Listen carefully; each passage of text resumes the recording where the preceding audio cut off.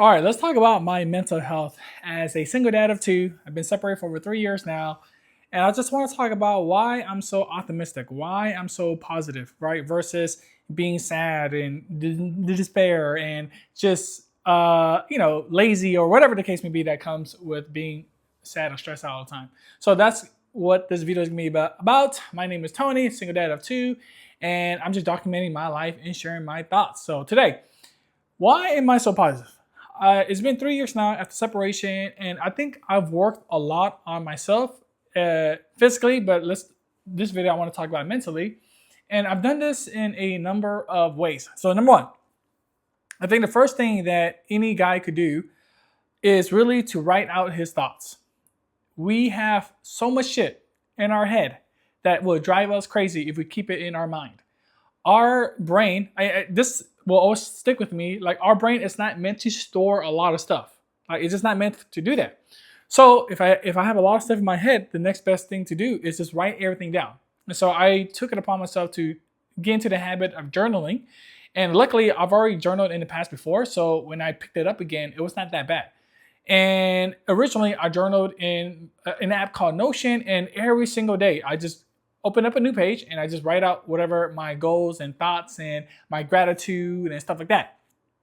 And I did this every single day, and I still do it to this day, but I do it to more of an extent. So, but when I first got separated, I wrote everything that's on my mind every single day. I was always waking up with stuff that's going on in my head: my ex, the bills, the finance, the job, the kids.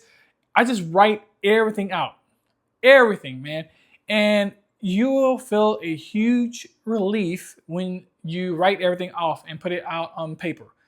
When you get all of that in your head, that's in your head, outside, it feels like a weight has been lifted. And that just helped me tremendously in terms of not having all this crazy stuff in my head. And on top of that, when you write things down, you put it in more details. Like, you start to see it on paper. Like, it's more tangible in a way, right? Because now you're reading it. Now you're seeing what's on your mind. And depending on what you write, so say that if you write gratitude every single day, like, I'm grateful to be alive, I'm grateful that I have money, I'm grateful that my kids love me, I'm grateful that I get to see my kids, etc. Like, if you're writing gratitude every single day, you cannot be helped but feel gratitude the next day, right? Like, because you remember you have so much things to be happy about, you have so much things to be alive for, and I think that the gratitude thing, I think, has tremendously helped me in life. Because, like, I'm not starving, I'm not broke, I'm not sick, or I'm like normal. I don't know what else to say. There's nothing wrong with me, right? And that's something to be grateful for. So I write down a lot about my gratitude. I write down a lot about, like, problems that I think I'm having, and then I write solutions to those problems that I think I could be solving it with. Right? So I just write everything down. If I'm dealing with a problem with my ex, I write down what's the problem is and how or different solutions that I could work with that, right? Same thing with my kids. If I'm having a problem with the kids acting up or putting them to sleep or getting them to eat food, like, what are all the solutions I can do to solve that problem? So I write everything down as much as possible. And the reason being is because I'm trying to optimize my life as much as possible, especially as a single dad of two little kids. Like, I separated when my kids were 5 and 2. And so, and that's a very young age, right? And they require a lot of attention and a lot of effort and a lot of just making sure that I'm being present with them. And so I had to optimize my time and understand where my time and thinking and where's everything going? What am I doing? And journaling just helps me, like, just put everything in order, help me to see everything, made it more tangible because I get to read it too. And that's another thing, that I get to reference the past because I journaled everything. And so one of the coolest feeling is when I do, like, a weekly review or a monthly review or then a quarterly, then a yearly. I get to reference my past, see all the problems that I had, and then see how far I have come. Like, now I make a lot more money. Now I have a higher paying job. Now I am healthier than ever because I weighed 180 pounds and I take supplements. Like, I get to see my growth over time because I wrote everything down, right? It's so cool. I'm telling you, when you start journaling and then you go back even like a month behind of what you did in the past versus what you're doing now, and as long as you're obviously taking action to change the behavior and become better, it's gonna be such a good feeling when you see the distance that you come from. So journaling has helped my mental health tremendously because it reminded me to be grateful and it reminded me of all my past accomplishments, and yeah, it's just easy to reference as well because it's always there. Another thing I do to keep me mentally strong is I surround myself with positive and optimistic but realistic type of content and people. Meaning that I got away from people who are complacent, who are not crushing it, who are just not on the same path as I am. And it was difficult because obviously, like, I'm losing old friends that I used to be friends with since high school and stuff like that. But it was worthwhile because I'm more focused on myself. I'm more focused on the kids. I'm more focused on what can get me to the next level. And once I got away from people and environments or things that will drown me or take away my attention from doing something positive, it made my life especially much better, right? Like when I got away from, let's just say the relationship, obviously now I'm more focused on myself and the kids, and so the relationship went up, or my life got better, dramatically better. And so let's talk about the environment. Like you really have to curate the environment around you. So my desk, for example, is just straight for working. There's no video games on there. There's no apps on there. It's just strictly work, work, work, right? Because if I work, I get to increase my income, I get to increase my career, and I'm going to make more money. And that's exactly what happened. I took all the technologies out of my house. I don't have any TVs no more. So the kids can't watch TV. I cannot get distracted by the TV. And instead, we bond with each other more. We are more present with each other. We play arts and craft and read books a lot more. So skill level, I got much better because now I have like a book desk right here, and I have a ton of books all about business and self-development and learning. And so that helped my mental health get better because I'm just learning a lot of new skills to adapt to situations, to solve problems much faster, to increase my problem solving skills and be more creative in my thinking. Once again, I already talked about, I distance myself from people who are just not trying to grow with me, right? And so I did that.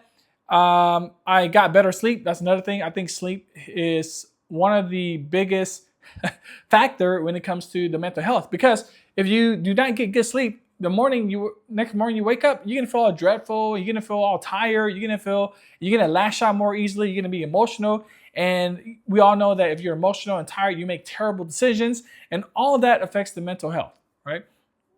Because I remember that when I was stressed out all the time, I would get constant headaches and constant stomach pains.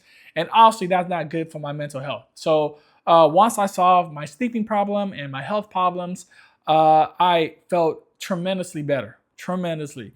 And so sleep, we definitely want to fix that. Then the diet is also very important.